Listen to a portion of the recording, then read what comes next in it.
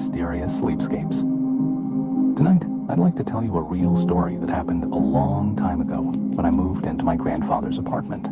My grandfather Joseph was a famous explorer of the Amazonian rainforests. He'd spent most of his life traversing the jungle before he finally retired to Florida to study the local fauna and flora from the comfort of his porch. So, the apartment had been unoccupied for some time, but was by no means empty.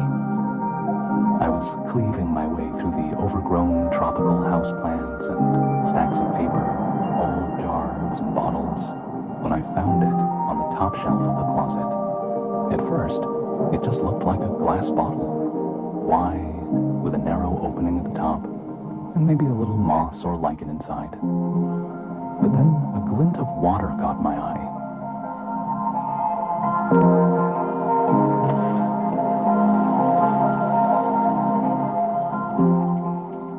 Real water was flowing inside the bottle.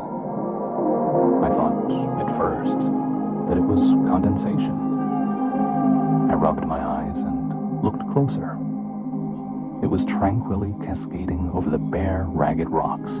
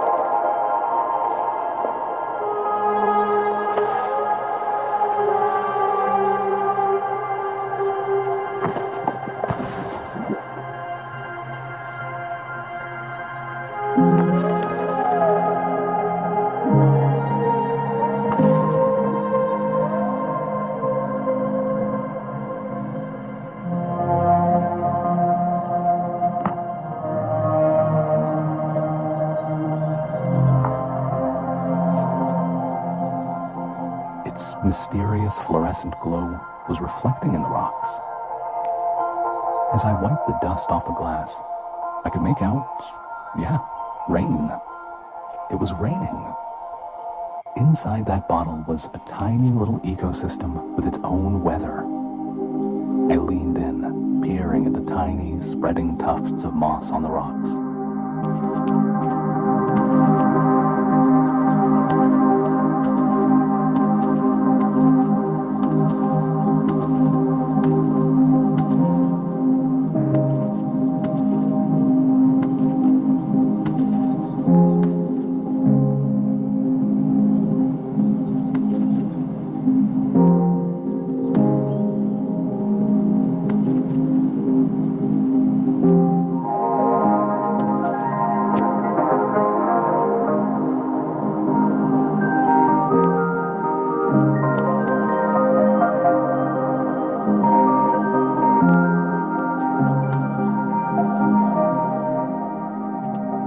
It was so beautiful and unexpected, and despite all the unbelievable stories I heard my grandfather tell, I still couldn't understand how it all worked. One of the first things I noticed were the lilies growing in the water.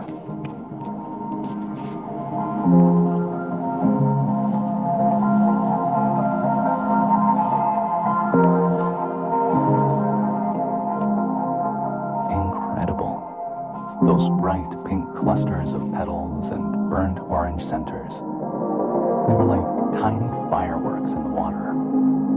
I'd never seen lilies like that.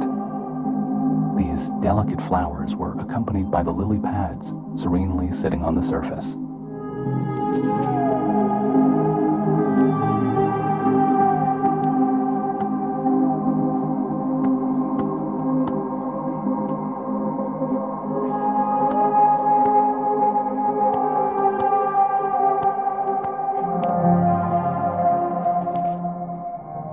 Calm and still they were, unmoved by the circular ripples of raindrops on the surface around them. And stretching out to the side of the bottle was another plant with two large, heart-shaped leaves that seemed gigantic compared to the lilies.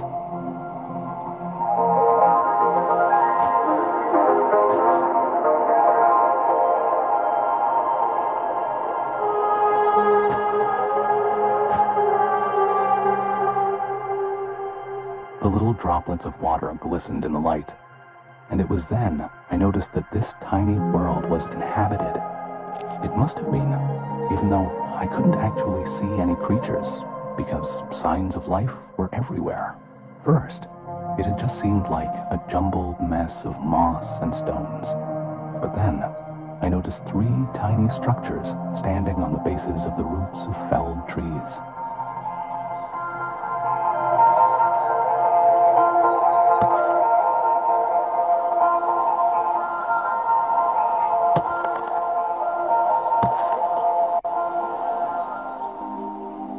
They looked like homes nestled between the rocks, and were definitely cared for.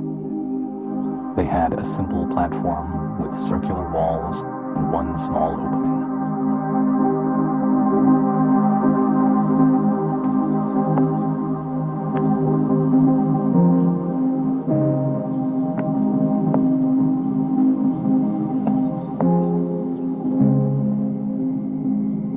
I could see a heartwarming glow coming from the inside. Two houses were decorated with some kind of local manila rope.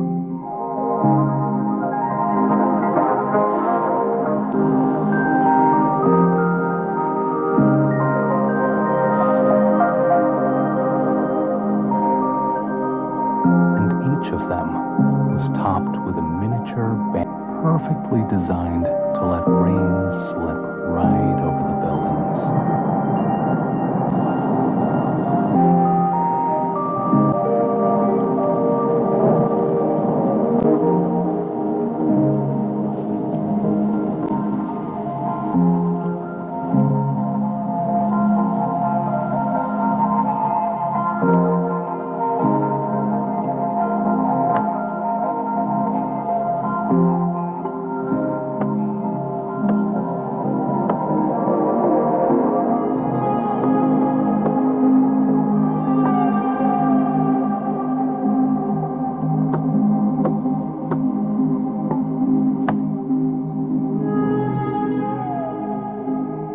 Whoever they were, I guessed that when I left, they'd all come out to sit on those platforms, legs dangling over the edge, watching the rain fall and splash and drip. Every little detail of the place spoke about its serenity and composure. There were pyramids of small, smooth pebbles that were placed either side of the waterfall, framing it and contributing to the sense of tranquility.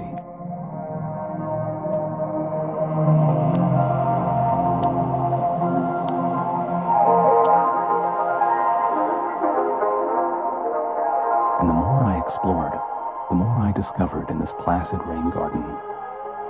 Broad like bonsai, the canopies of two pocket-sized trees resting on the rocks were shielding the ground below.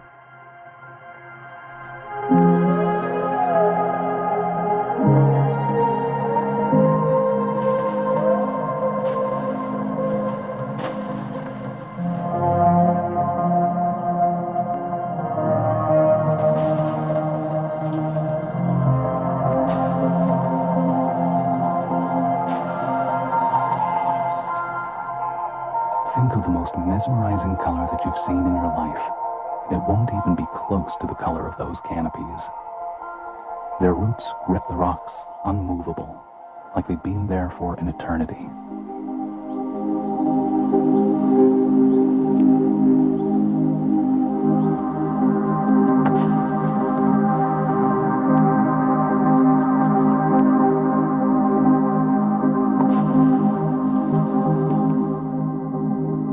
I began to wonder whether it was human-made. Had my grandfather designed this diminutive garden? Had he planted all these tiny shrubs?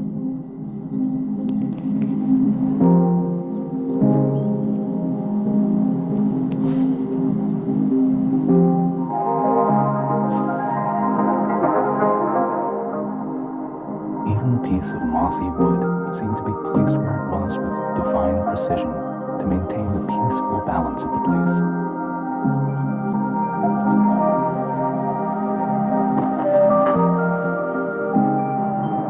And there was one last thing that had become really obvious.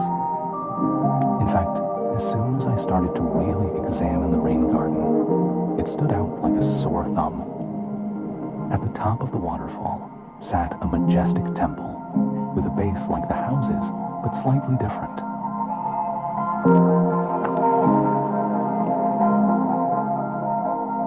The base was made of stone, carved to look like roots, to be effortlessly blended into the landscape, but still stand out as special, perhaps sacred.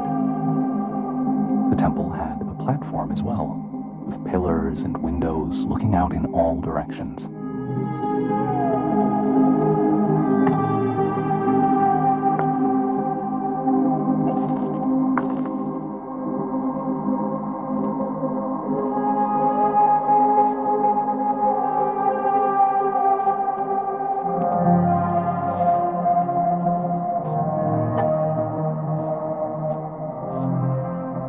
It was almost the same color as those fiery lilies.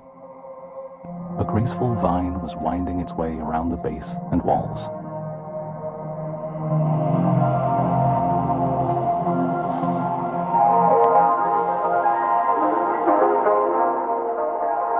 But the temple wasn't topped with bamboo.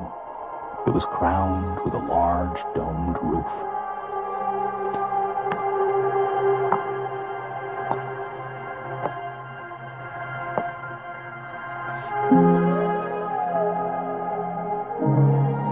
Such a fascinating place.